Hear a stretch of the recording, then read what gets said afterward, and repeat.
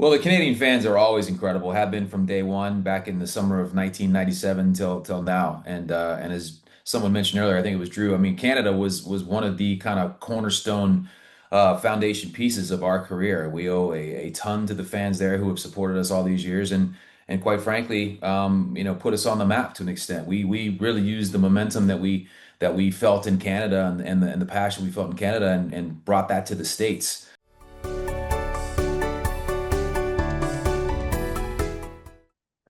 Today on That's Entertainment, we're turning up the heat with the group that helped define the era of pop music is now taking full control of their legacy.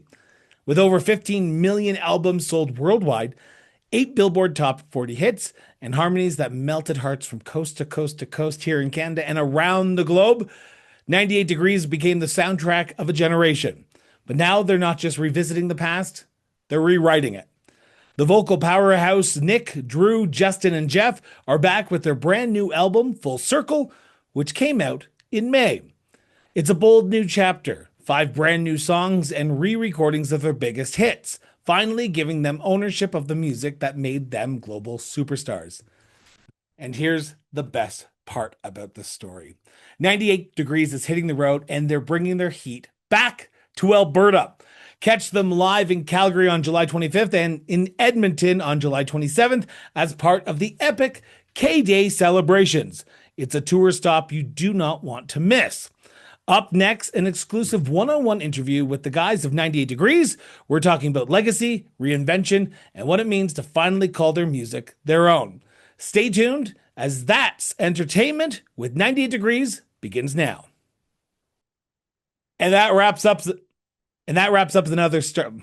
And that wraps up another star-studded edition of That's Entertainment, your front row seat to everything pop culture, music, film, and beyond.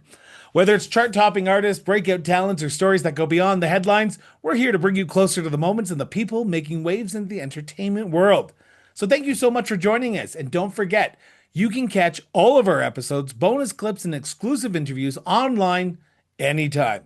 Until next time, keep the volume up, keep the screens lit, and as always, stay entertained. Drew, Nick, Justin, Jeff, thank you so much for sitting down with me and chatting about the new album, but also your upcoming shows here in Calgary, Alberta and Edmonton, Alberta.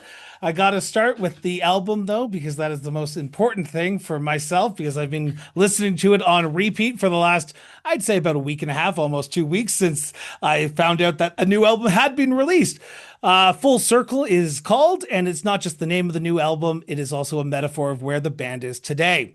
Jeff, how does it feel to come full circle on a career that has spanned over 3 decades? We feel blessed and fortunate. It's a privilege to do something like this, basically living the dream for now going on 30 years. Look, it's been a while since we recorded a studio album. We had a Christmas album a few years ago, but look, throughout the years, we feel like we've grown. Part of this process was, re-recording our masters so we could control our own music, but recording some new stuff at the same time. And we feel like we've captured our signature sound with our original material there. And so that's why we came up with the title Full Circle. I can't take credit for that. Justin actually came up with the title of the album, but we're really excited. 5 classics, 5 of our biggest hits. We tried to embody and capture the true sound of those songs, which was a challenge. Now that we're a little bit older, sing differently, but we feel like we accomplished recreating those songs just how people liked it, along with 5 new songs, that we're very, very proud of. And, back to the ballads and the love songs and the lyrics and the harmonies, which we're known for. So we're very, very thrilled, proud, and honored to be able to release an album at this stage in our career. So I'm just going to pick up with Justin. What was the catalyst? What was the original catalyst? Because you can't just wake up one day and say, we're going to record 5 brand new songs. Was there a moment that you went, okay, we need to get back in the studio. We need to make our fans happy a little bit, Justin? Yeah, well, we enjoy recording and making music, and it had been a while since we put out some new music. Our fans were wondering when we were going to put out new music, and then of course the pandemic happened, and so that put us on hold indefinitely for a while. But we definitely were excited to get back together as soon as we could, and we actually started recording coming right out of the pandemic, we got together and kind of took over part of a floor of a hotel in Vegas and started to even record in the hotel. And it was a longer process than I think we expected, but we had to find new material that we liked, and of course, Drew co-wrote a song, and Nick co-wrote a different song. But then we found some really cool songs from other writers and producers that we liked, and so it just took time. I think the hardest part was actually going back and getting those old hits, sounding just the way they did, and capturing those feels and finding all the right sounds. That was more of a challenge than I think we anticipated, but we're glad that we, really took our time and made it right. Nick, you've spoken openly about reclaiming control over the band's career and sort of the legacy that 98 Degrees is known for. How do you hope this new album, Full Circle, inspires other artists who are going through the same thing that 98 Degrees is going through to reclaim their ownership of their music? And sort of a separate question is, do you feel like you've reclaimed your control of your career now? Yeah, well, I think you said it. I mean, I hope we are an inspiration or can serve as an inspiration to other artists. We certainly were inspired by Taylor Swift and others who have done it. And I think you put it, perfectly. It's these are the songs that have defined our career and defined who we are for the past, 25, 30 years. And it seemed inappropriate really for us not to have control over those songs. I mean, we were finding we couldn't even post our own songs on social media platforms at times because the label wouldn't authorize it. That just felt wrong. So, to be able to take back control and feel some ownership in the songs that have defined you, I think is a beautiful thing. And if other artists are inspired, by that, then that's icing on the cake. And we hope that certainly happens. And yeah, I do think that we feel, now we have an opportunity to do what we want and what we feel like we need to with our own songs, with our own material. It's part of our identity, and it just feels right to have the power and ownership, over that. Picking up from there, Drew, you've mentioned in previous interviews that the old industry model keeps artists, quote unquote, in the passenger seat. What advice would you give to emerging artists navigating today's music industry? Because I'm going to kind of say a controversial thing. This is Chris Brown saying it, not the band. So please direct all your anger towards me, music industry. But the old music industry model is relatively the same model that we have today. And there are some bands, some musicians who feel like they're being trapped into sort of handing over their masters over to the labels that can do what they please. Yeah, I mean, I think, we kind of learned the hard way, what a good record deal is and what a bad one is. And I think for most artists, when they sign deals, back in the 90s when we did, you would get, a good deal was getting, 10 points, so like 10%, of whatever the album makes. Now labels with less sales are taking 360 deals, which means they're taking part of the touring, part of the writing, part of merchandise, literally part of everything that an artist has. So I think for us, in this particular situation, we have the benefit of, success and reputation. So we were able to not sign another label deal, but we were able to sign a partnership deal with a distribution company.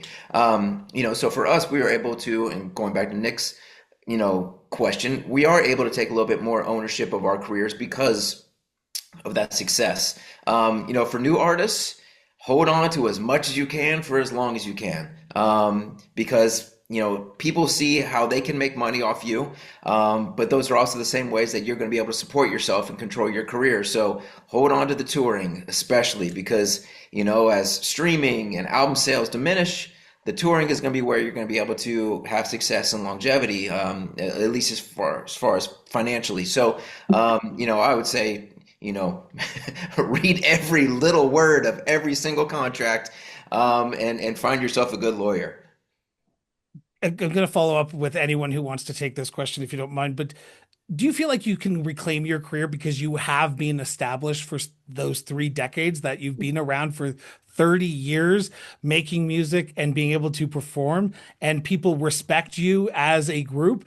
Because some people who might be just up and coming may not be able to do what you have done by reclaiming those masters and re-recording them in the new 98 degree version.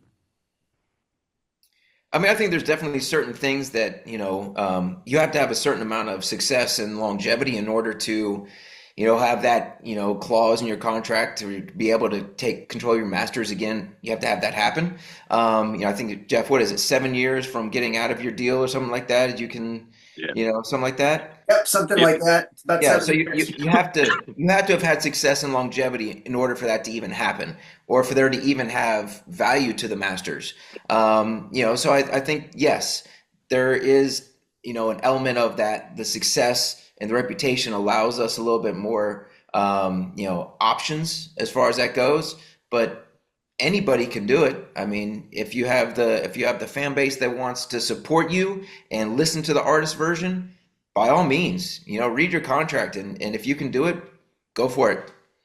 And on the other side of things, Chris, I mean, there's so many tools at your disposal now. I mean, you can, choosing a label partner if they're interested in you is an option now. Back in the day, the only way you could release music is to sign with a major label. Now you can, there are turnkey tools out there that you can get international distribution on your own. And if you've aggregated your fan base into one place and you're getting healthy streams and sales on your own, you might not have a label might not be a necessity for you. So there are different ways to skin a cat and different ways out there to be successful nowadays and cater to your fan base, which, provide more options for artists, which also provides more content for fans, which is a good thing.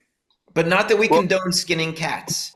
We Right. don't think that is necessarily I forgot. a good way to go. We don't want PETA or getting in a dogfight or any of that stuff. Yeah, none of I that.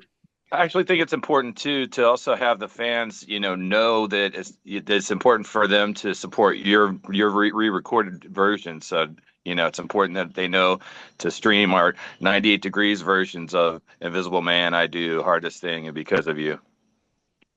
Nick, the lead single off a new album, Full Circle, is Got You, which brings together major names like Soul Shock and Carlin and Alex Cantrell to write it alongside yourself. How did the collaboration of that song, but also the other collaborations that are on this album, shape the track's final and the album's final sound?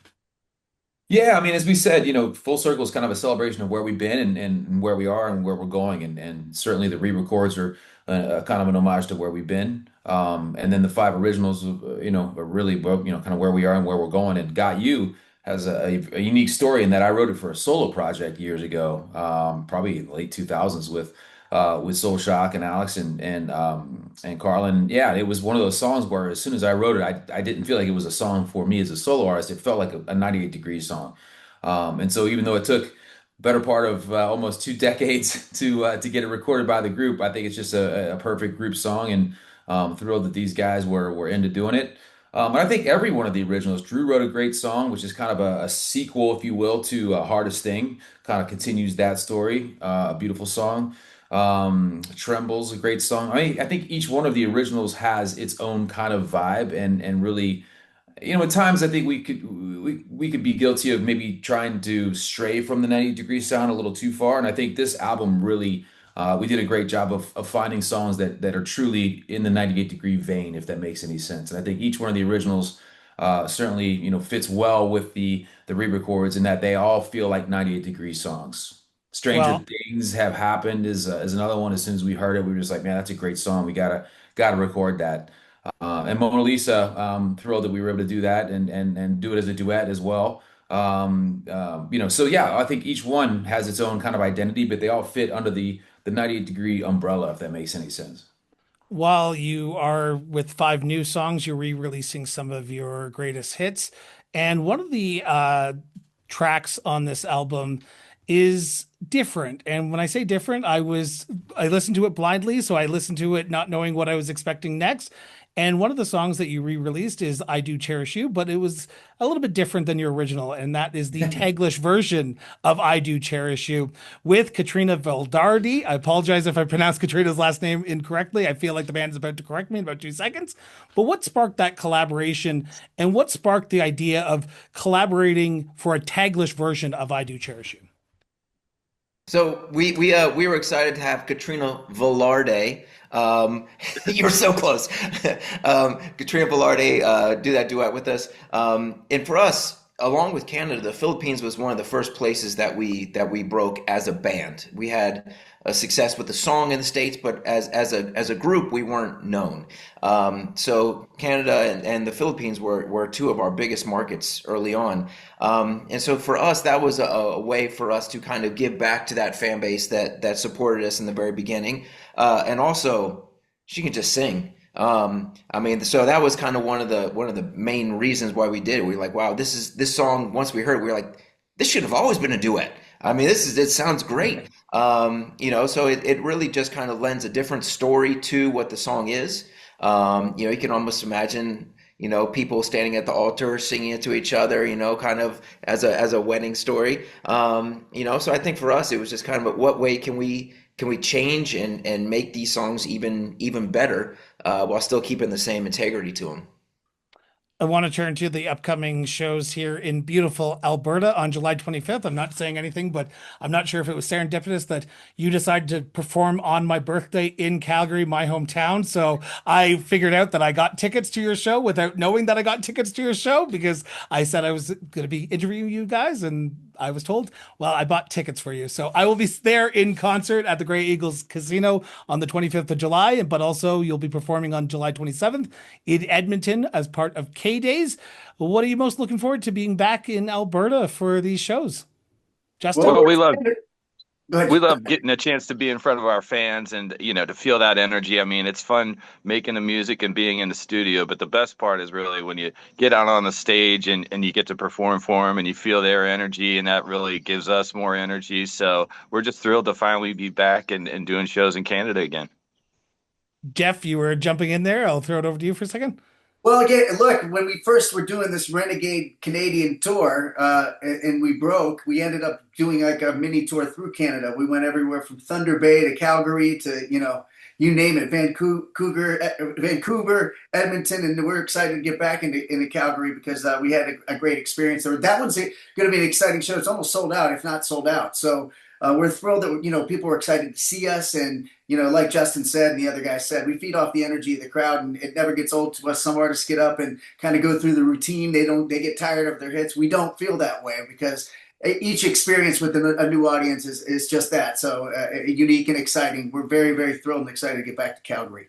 Now, I believe, if I'm not mistaken, and I know you should never believe what's on the internet, so I'm just going to say this with a sort of caveat, but I believe the last time you performed in Alberta was at the Canadian Country Music Awards Yeah. alongside Alberta-born country music star Brett Kissel.